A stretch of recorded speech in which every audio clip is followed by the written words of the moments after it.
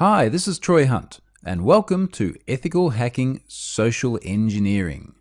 Most of the time, when we all think about the security of information systems, we're talking about digital security. How do we protect our systems from attackers trying to exploit flaws in systems?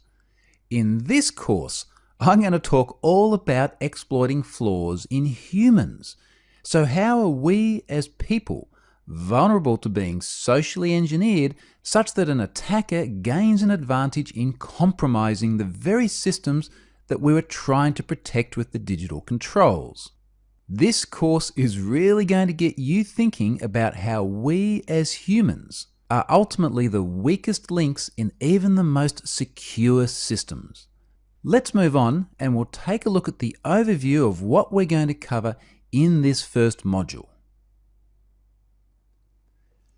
We may not like to think it, but as humans, we are indeed the weakest link when it comes to securing systems. In this module, I'm going to start to talk about some of our human behaviors which leave us vulnerable to social engineering. There'll be behaviors that you're very familiar with, but you may not have thought about them in the past as weaknesses. Indeed, many of these attributes we look at as being desirable. But when it comes to exploiting humans via social engineering, they can be our own worst enemy. What you'll find as we progress through this first module is that humans are vulnerable to coercion.